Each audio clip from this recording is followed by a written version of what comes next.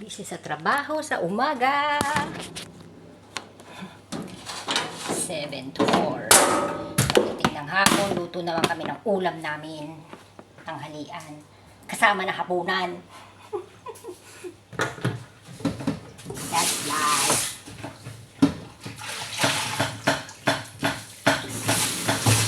Ano pa magreklamo no? Amoy no? Ba't tayo, di ba natin nararanasan yung nararanasan nila ngayon? Na magutom, mapagod. Hindi, salamat nila. Ngayon, alam nila.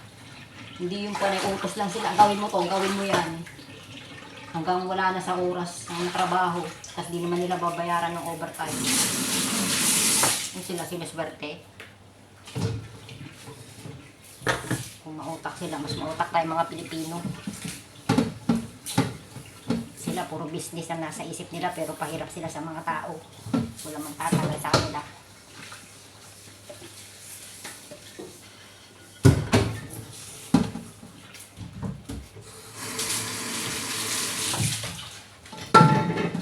Business, di marunong mag-handle ng business.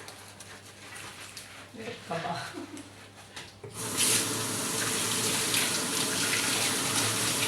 Utos lang na utos, wala nga ng pakaswelo.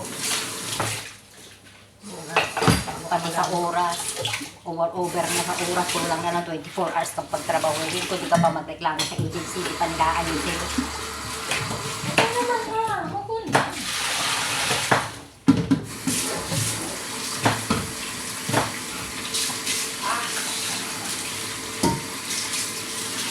Nagsalita talaga ako sa kanila ng ganun, na paano kami Talaga sinara yung benta. nung nagsalita ako sa kanila ng ganun, na about sa oras ng trabaho natin saka sa pagkain, hindi ko talaga sila pinapansin eh. Hanggang sa nag-decide silang dalawa, nag-usap sila. Tapos kinausap din pala sila nung agent natin. Kung hindi nyo ayusin yung ipo-pull out na tayo. Napakalisin na tayo.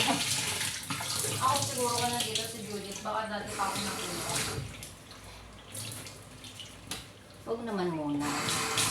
Buti nga nandiyan ka kahit papano naturuan mo kami sa paglilinis, sa pag-aayos. Kasi ikaw yung nauna dito eh. Ha? Mas alam niyo pa yan. Hindi. I mean, syempre naituro sa'yo eh. Sa ilang di naman, wala naman silang halos lang para ituro sa amin lahat eh. Kasi di ba busy rin sila sa reception, saka sa computer about sa mga bookings. Kaya mo, wala na naman si Taba.